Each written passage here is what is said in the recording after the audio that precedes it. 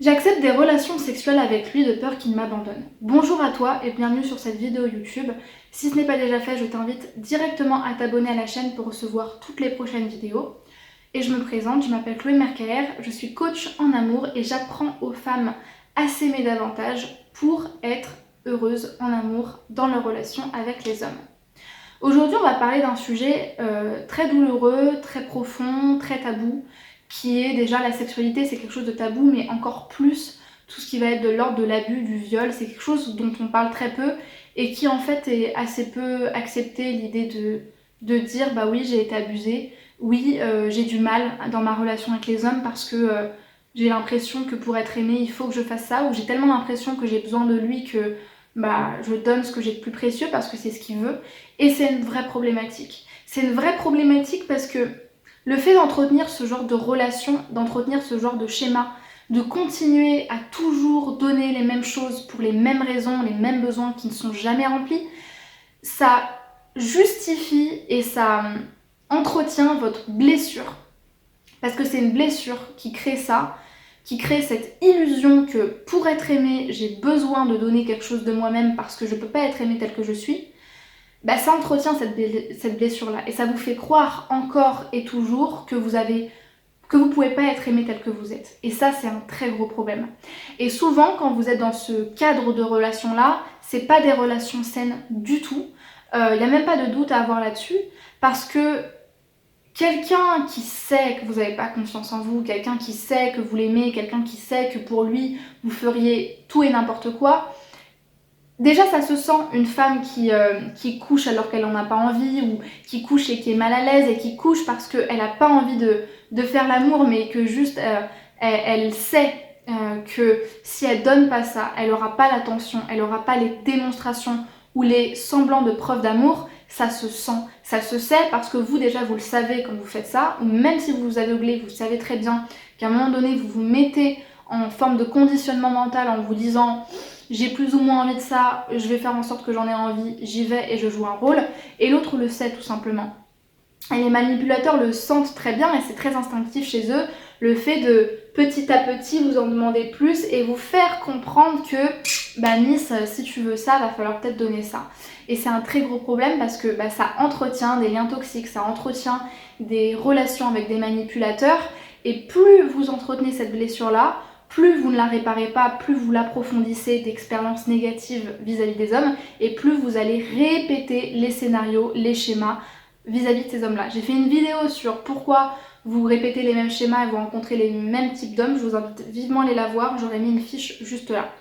Donc, définitivement, c'est très dangereux pour vous, pour votre estime personnelle, pour votre amour-propre et pour votre santé mentale.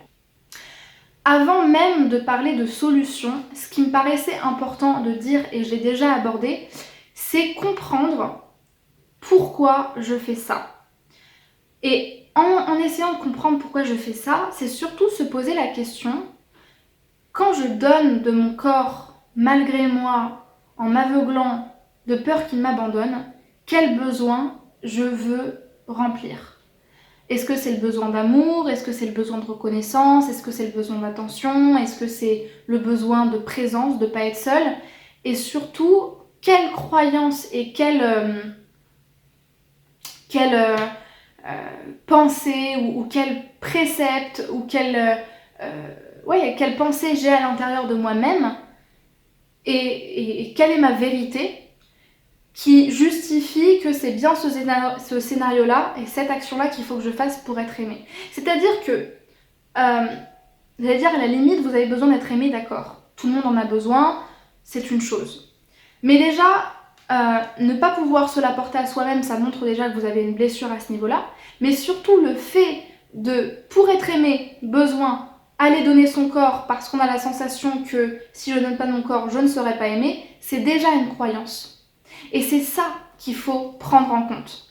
Mon besoin, c'est d'être aimé. À quel point j'ai besoin d'être aimé, ça, c'est aussi quelque chose à voir, parce que ça va vous permettre d'évaluer si, oui ou non, vous vous apportez l'amour que vous vous devez à vous-même. Généralement non, parce que au point que pour être aimé, vous ayez besoin de donner de vous-même et de vous vendre un petit peu, de vous brader, c'est que finalement il y a une croyance qui justifie à un moment donné que pour être aimé, j'ai besoin de donner ça. Et surtout, peut-être la croyance la plus profonde, c'est si j'ai besoin de ça pour être aimé, c'est que moi-même, je ne peux pas être aimée toute seule, telle que je suis, j'ai besoin de ça.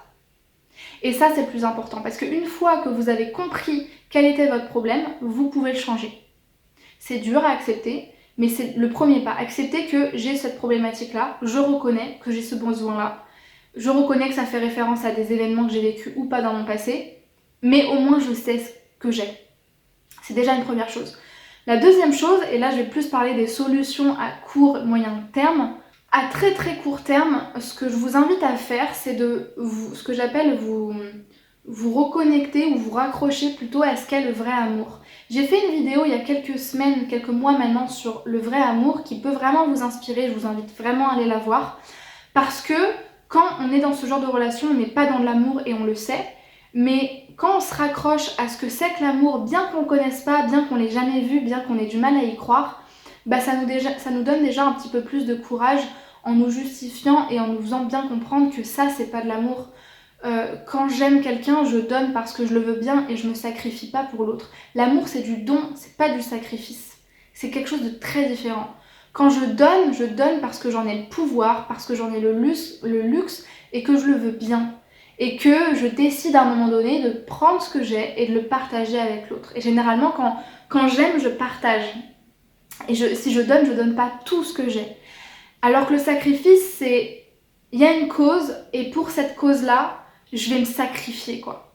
Je vais me sacrifier totalement. Il y a quelque chose d'extrêmement horrible dans le sacrifice. Et l'amour, c'est pas ça. Et surtout, l'amour, c'est pas prendre. L'amour, c'est pas abuser. L'amour, c'est pas mentir. C'est pas faire miroiter à l'autre quelque chose qu'il n'aura jamais. Et le fait de vous raccrocher à cette idée-là vous permettra déjà de vous donner un peu plus de confiance, un peu plus de courage sur le fait que si vous voulez aller vers l'amour, déjà partez de là, parce que là vous n'y êtes pas. Et vraiment j'insiste dessus, mais se rendre compte que là je suis pas dans l'amour, ça peut vous donner aussi une forme d'électrochoc de vous dire mais merde, pourquoi je vis tout ça alors que je suis même pas dans l'amour? C'est ça le pire. Du coup ça vous donne un peu plus d'impulsion pour aller de ce côté-là. La deuxième chose que je vous invite à faire, et là c'est vraiment à plutôt moyen terme, quand vous aurez pris un petit peu ce courage-là, parce que c'est une action très concrète, c'est le fait de prendre conscience que même dans une relation amoureuse, les désirs de l'autre ne sont pas nécessairement mes désirs et c'est ok. Quand on est en couple et même une très belle relation, on n'a pas toujours envie de faire l'amour au même moment. On n'a pas toujours envie de faire quelque chose ou de remplir un besoin en même temps que l'autre parce qu'on n'a pas les mêmes passions, parce qu'on n'a pas les mêmes désirs, parce qu'on n'a pas les mêmes besoins et qu'on n'a pas les mêmes émotions et c'est normal. Et pour pouvoir prendre conscience de ça, il faut déjà se reconnecter à ses émotions. C'est-à-dire pouvoir, même dans la journée, se dire au fond de moi, là, ici, dans mon corps, qu'est-ce que je ressens? Ok, l'autre m'exprime ça, mais moi, qu'est-ce que je ressens? Et l'exercice, la pratique qui peut vous permettre ça, c'est la méditation. Déjà, rien que le fait d'apprendre à bien respirer pour se recentrer et suivre ce qu'on appelle sa guidance intérieure, c'est cette voix qui connaît votre vérité et qui peut vous dire finalement est-ce que vous êtes aligné ou pas. Rien que la méditation, le fait de faire le vide dans sa tête peut vous permettre de vous reconnecter instantanément à vos émotions, vos désirs, ce que vous voulez. Et troisièmement, toujours dans cette même idée de conscientiser que mes désirs, ceux de l'autre, c'est pas forcément la même chose, prendre son courage à deux mains et commencer à expérimenter qu'est-ce que ça fait quand je dis non. Quand je dis non, qu'est-ce que ça fait? Comment l'autre réagit, même si c'est mon copain ou même si c'est un manipulateur, qu'est-ce que ça fait? Quand c'est un manipulateur, il vous fait culpabiliser, c'est toujours vous le problème, il faut partir.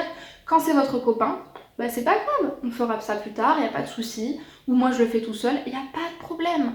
Et quand on se rend compte que quand on dit non, c'est pas forcément tout de suite la grande dispute, la grande rupture, parce que c'est pas censé être ça à la base, dire non, c'est normal, c'est votre droit, vous pourrez davantage dire non, davantage exprimer, davantage affirmer. Et ça c'est génial. Et à très long terme, ou plutôt à long terme, ça c'est un travail qu'on peut faire en accompagnement. mais c'est vraiment travailler sur vos blessures affectives. Travailler sur la cause de tout ça, la peur d'être seule, la peur de ne pas être aimée, la croyance que pour être aimée je dois donner de ça, la croyance que je ne peux pas être aimée pour qui je suis. Et ça c'est quelque chose qu'on fait en accompagnement de coaching, apprendre finalement à accepter l'idée que moi je mérite d'être aimée telle que je suis, et ça indépendamment de tous les avantages sexuels ou autres que je peux apporter à quelqu'un. Et ça c'est vraiment quelque chose d'important parce que vous réglez le 1 et le 2, c'est une chose, mais régler le 3 va vous permettre de vous faciliter beaucoup plus les 2 étapes qui sont finalement des étapes très concrètes mais qui sont très difficiles quand vous n'avez pas réglé la base et qui peuvent être vécues très difficilement, très douloureusement. Pour ce faire, si vous souhaitez être accompagné, je vous invite à réserver votre appel de coaching gratuit. Donc on fait en fait une séance, petit appel de 30 à 40 minutes dans laquelle on creuse votre problématique et que je vous dis en fait ce que je peux vous apporter en accompagnement. Vous avez un lien dans la description de la vidéo qui vous permet d'y accéder. Et deuxièmement, si vous souhaitez être accompagné et vous voulez bénéficier de promotions, vous pouvez, et dans ce cas-là, il faut vous inscrire à la liste email qui se trouve pareil, le lien dans la description. Et j'envoie en fait des promotions plusieurs fois par mois à cette liste-là, aux membres de cette liste. Et troisièmement, j'ai créé un test gratuit vous permettant de savoir à quel point vous êtes épanoui dans votre relation amoureuse actuelle et savoir quel profil de femme amoureuse vous incarnez pour vous permettre un petit peu de mieux vous situer dans votre histoire si vous avez des doutes, si vous ne savez pas, etc. etc. N'oubliez pas de m'encourager en me mettant un petit pouce vers le haut ou en m'écrivant un commentaire, à vous abonner à la chaîne pour recevoir toutes les prochaines vidéos et surtout à me suivre sur Instagram puisque c'est THE plateforme où je suis la plus disponible, où je donne le plus de contenu, où je suis aussi là pour vous écouter par message privé. Donc vraiment, c'est la plateforme où il faut y être, c'est très important. Je vous mettrai mon Instagram juste là. Merci de votre attention, à très vite et surtout, prenez soin de vous. Ciao.